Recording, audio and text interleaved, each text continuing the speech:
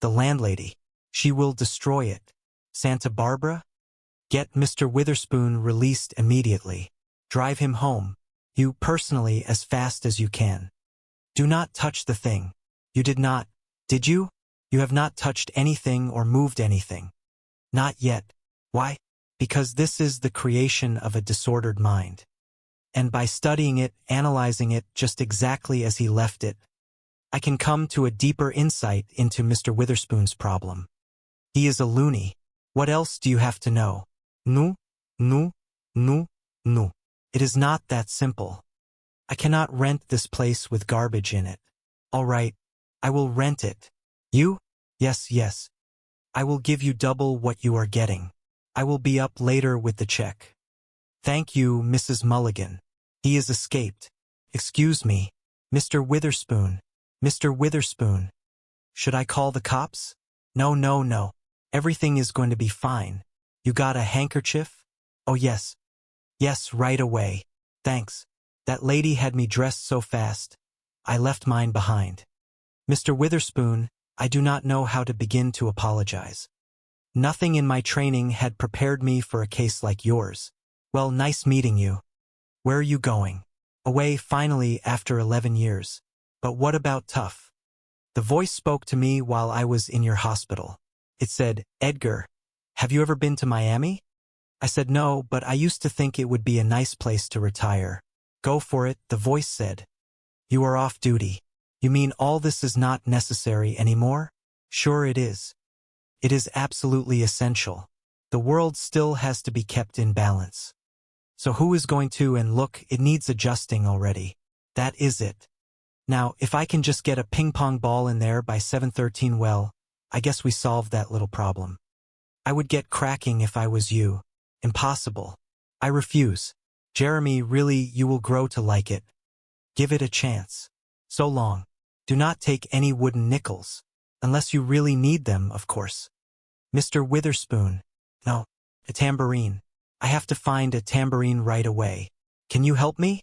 Do you know where I can find a tambourine? If in the next few months you notice that there has been a spate of catastrophes or things are just not going right, remember that Edgar Witherspoon's replacement is learning how to make some precise adjustments. Do not worry. His education will not last long. And then you will have a chance to make a difference. Perhaps you might give thanks to a physician whose practice extends to the well-being of the entire planet. Dr. Jeremy Sinclair offers a unique form of preventative medicine found only in the Twilight Zone. As the long afternoon shadows stretched across the floor of the room, Dr. Jeremy Sinclair stood paralyzed by the sheer absurdity of the moment. The room, filled with the collective detritus of 1,000 forgotten lives, hummed with a quiet, persistent vibration that he had previously dismissed as the product of his own heightened nerves. Now, however, he looked at the central apparatus. A chaotic sprawl of wires, clock springs, broken doll parts, and kitchen utensils with an entirely different set of eyes.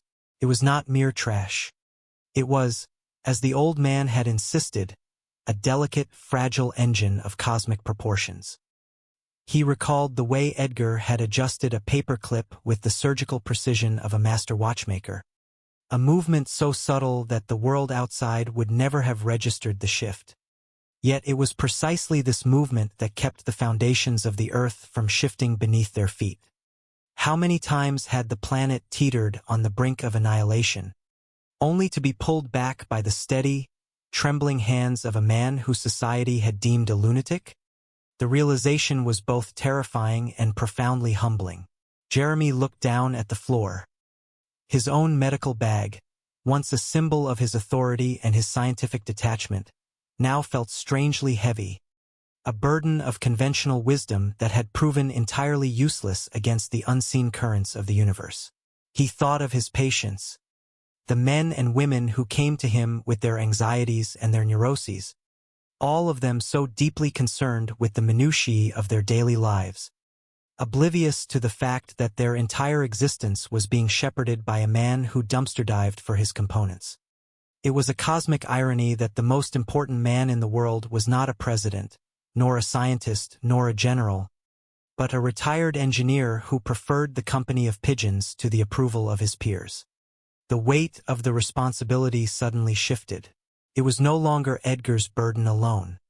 By seeing, by witnessing, by stepping into the center of this impossible sanctuary, Jeremy had become a participant. He was no longer a doctor observing a patient.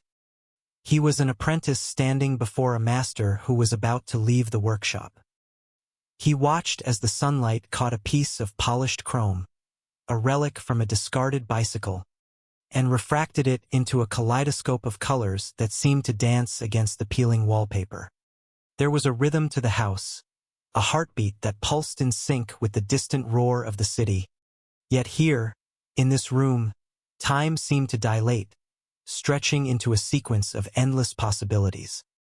He felt a strange, inexplicable urge to reach out and touch the contraption, to align a gear or straighten a spring, but he caught himself. He lacked the intuition, the refined sense of balance that Edgar had cultivated over 11 years of silent, persistent labor. The education of a guardian was not something that could be taught in a lecture hall or read in a textbook. It was a process of observation, of patience, and of listening to the quiet, subtle promptings that others were too busy to notice. He realized that Edgar was right. The world was a funny place, a chaotic, messy, beautiful thing that required a constant, invisible intervention to remain on its axis. And so the doctor waited. He waited for the next shift, for the next moment of instability that would demand a specific object, a specific adjustment, a specific sacrifice of personal time and comfort. He understood now why Edgar had been so eager to leave, and why he had passed the torch with such casual, almost offhand confidence. It was not an abandonment. It was a natural evolution of duty. As he stood there, the silence of the room was broken by a soft, melodic sound, a faint vibration that seemed to emanate from the very walls of the building. It was time. He did not know what was required, but he knew that he would find it.